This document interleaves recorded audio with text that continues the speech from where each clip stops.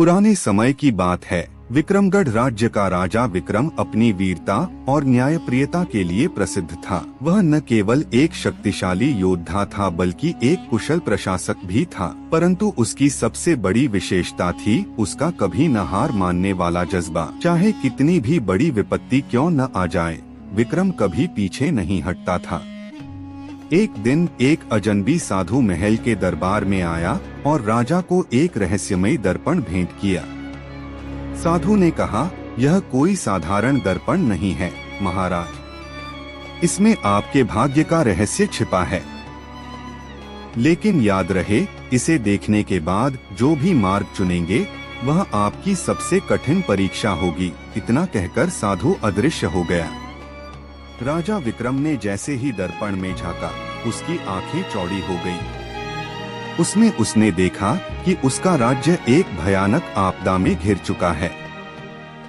महल खंडहर में बदल चुका है, प्रजा भूख प्यास से तड़प रही है और उसके सबसे विश्वासपात्र मंत्री ही उसके खिलाफ षड्यंत्र रच रहे हैं। दर्पण में एक और दृश्य उभरा। एक गुफा के अंदर एक रहस्यमय अस्त्र छिपा था। यह अस्त्र इतना शक्तिशाली था कि जो भी इसे प्राप्त कर लेता वह अपने राज्य की रक्षा कर सकता था। लेकिन इसे पाने के लिए राजा को एक भयानक यात्रा पर जाना होगा, जहां मृत्यु हर कदम पर उसका इंतजार कर रही थी। राजा विक्रम को समझ आ गया कि यह एक परीक्षा है। वह अपने राज्य को बचाने के लिए किसी भी हद तक जाने को तैयार था।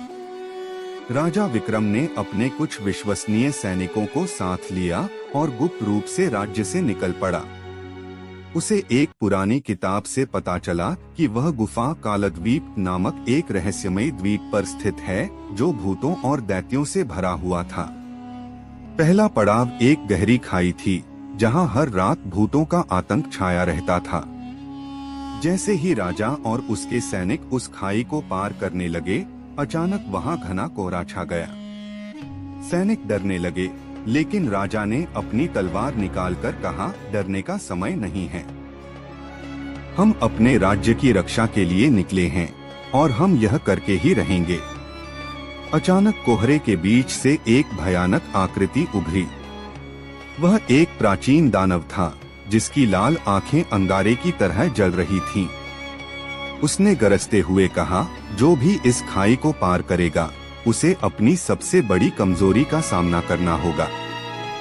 जैसे ही दानव ने यह कहा, विक्रम को अपने सबसे पुराने डर का एहसास हुआ, अकेलेपन का भय।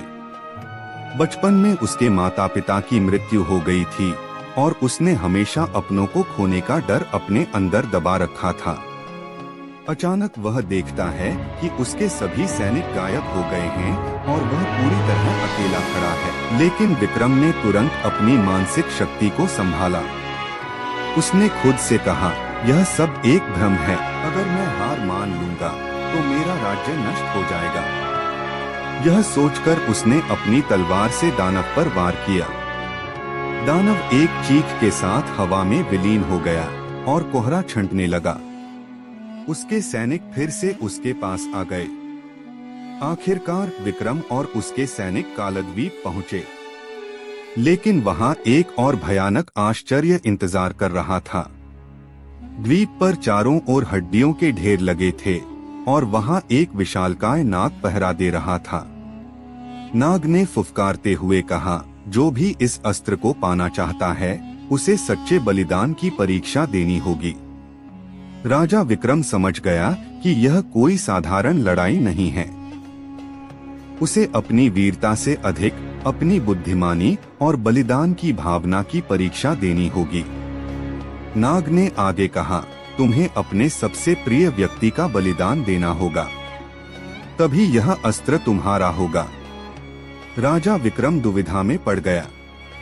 उसके लिए सबसे प्रिय उसका राज्य और उसकी प्रजा थी। वह कैसे बलिदान दे सकता था? लेकिन तभी उसे याद आया, एक सच्चा राजा अपनी प्रजा के लिए अपने प्राण भी दे सकता है। राजा विक्रम ने अपनी तलवार फेंक दी और नाग से कहा, अगर मेरे जीवन के बलिदान से मेरा राज्य बच सकता है तो मैं तैयार हूँ।